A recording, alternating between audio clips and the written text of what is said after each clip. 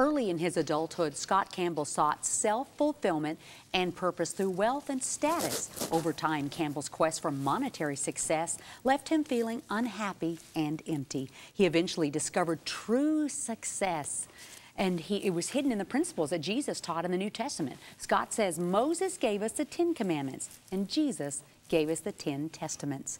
We're so thrilled to have you here. Thank you. It's a pleasure to be here. You know, as we listen to the news, as we look at what's going on out there in the world, it's downright scary. If ever there was a time to draw near to Christ and get to know Him and be living in His kingdom, now is the hour.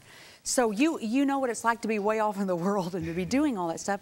Recap a little bit of your story. Sure. I was raised in Cincinnati, Ohio. I still live in Cincinnati today as a Christian my whole life, and I think early in my mid-20s, late 20s, I started questioning there's got to be more to life. There's a lot of material things. We get caught up in cleaning the house, we get caught up in maintaining the yard, the vehicles. There's got to be more to life. I started searching in the Bible.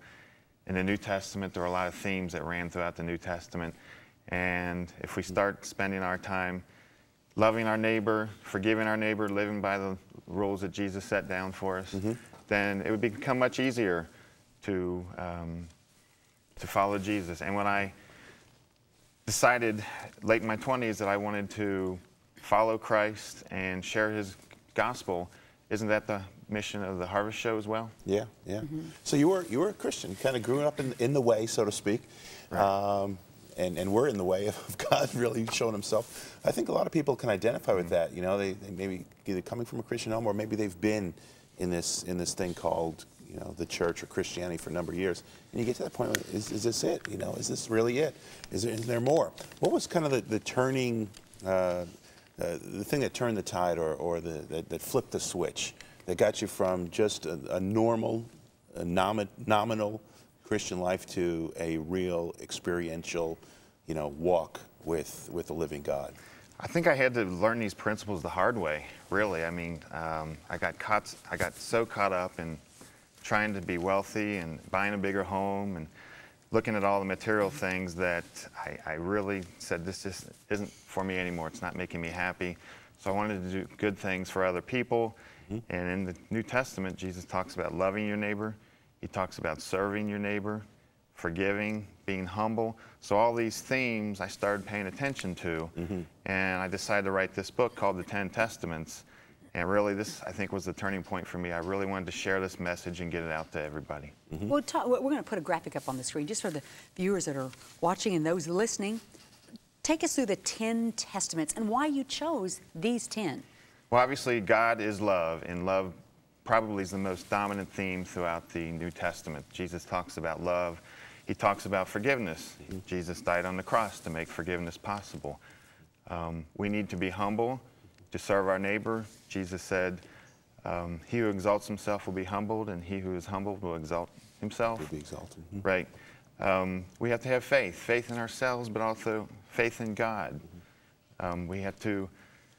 We live in a material world, but it's difficult to not be material, so we need to concentrate more on the spiritual world, and that might be to have the Spirit of the Holy Spirit within you and your enthusiasm. Of course, enthusiasm comes from two Greek words, and theo, meaning full of God. So if that shines in your eyes, shines in your face, people are going to see that. I'd heard that to have the Spirit of Christ in you is that He gives you great energy to do the things of God, and that that's the source of that enthusiasm. Now, did these principles did you just see them emerge? These 10 testaments or witnesses, did you see them emerge out of the life of Christ, or? I think I started looking for just common themes. A lot of books I read, obviously the New Testament, but books about the saints. Referred to a lot of the same themes, books about the Bible, especially the New Testament.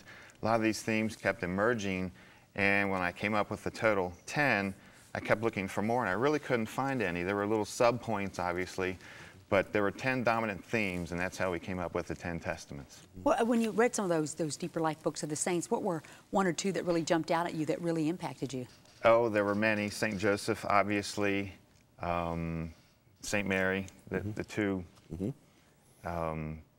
Matthew, Mark, obviously, those are the saints that had a lot to do with the gospel. Yeah. With respect to just the application, you know, you have the discovery of these themes that run through the life and testimony of Christ and his followers, but the application, how do you transition from, you know, knowing something and to actually doing something? From going from knowing something to doing something, you're right, that's the best way to learn. Mm-hmm. The best way to learn also is to teach. If you can teach these principles to others and you can become a living example of what Christ wants us to do, then there's no doubt that you will learn them and be a living example of Christ. You know, I think a lot of people in the church culture will hear something like this and try to go do it, and then totally fail. You know, and I heard this quote once that the commands and the instructions in the Bible aren't for us, but for Christ in us. Right. And, you know, we can read books like Purpose Driven Life and read a lot of those books, try to go do it, and totally fail. Did you go through that period where it's like, God, I can't do this, I give up? And at what point did that shift happen where you understood it's got to be the Spirit of Christ in you that gives you the ability to do it? Sure. We all go through difficult times pretty often, actually, and life is not a bed of roses. We have to go through difficult times to be driven to our knees for strength. And if you continue to do this, you realize the economy's not that bad. I mean, sure, people are having tough times, but if you put your faith in God, in the spiritual world, and you realize that we're here for a small amount of time, you're going to be okay. You're going to be able to handle what life deals you. It's having more of an eternal perspective. Absolutely. Yeah. Dealing specifically on the topic, you know, one of the 10 Testaments you talk about is materialism. And, you know, coming from the background of having a drive for achievement in that area, what did you learn about how to deal with, you know, the material things in our world that we've got to deal with and come in contact with, really, and grasp a hold of every day? It's difficult because the material things are in front of you every day. You see the carpet needs cleaned, the car needs maintained, there are, you have to eat. There's a lot of basic necessities we have to take care of, but when you shift your focus to the spiritual, to loving others, to forgiving others, that relationships are more important than the material things, then you really start to feel happy with yourself and even a paradigm shift in your thinking. You know, like a Brother Lawrence, where everything he would do it as if he were doing it for God. Right. Versus, I need this bigger car for me. Well, I need this carpet clean so that glory can come to the Lord when people walk into my home. I want food on the table because I love my children and I'm taking care of them under the Lord. So it becomes literally a paradigm shift in your thinking, because that greed and covetousness seems to be so entrenched even in the church community. And was that like, well, of all of the testaments, which was the hardest for you to actually do?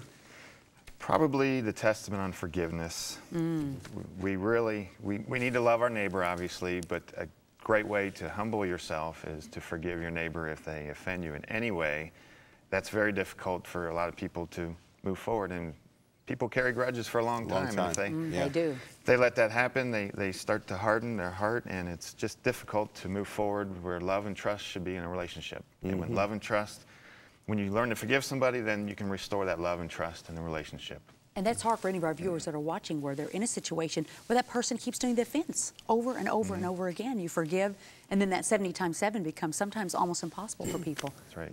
So that's why we got a prayer line open. We have lots of people call that prayer line, and it's amazing because sometimes you need to have you need to gather with the body and confess your faults one before the other and get that prayer. Right. So now you did the audio book first, Correct. which is unusual. Usually there's a book and then the audio book. Right. We did the audio book first because early on, as I handed the manuscript out, people said this would be great to listen to. So we actually went into the studio, hired some professional voiceover talent. Scott Lang is the voice of Jesus. He did a wonderful job. I had 3 ladies from church come in and read scriptures. And I started handing out a CD to everyone, friends and family. And one particular woman came to me every day at work and said, I've been listening to the Testament on Faith. Said, that made me feel great today. I really have faith in myself. I can move forward with energy. I believe in myself and believe in God.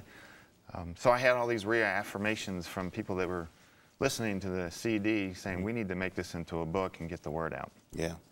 Well, we're glad you got the 10 Testaments out, and I know a lot of people are going to be helped by it. If you'd like to connect with Scott, visit us at harvest-tv.com. Click on Show Info, the menu bar, to find an easy way to link to his website and the 10 Testaments. Thank you for joining us on The Harvest Show. Thank you very much.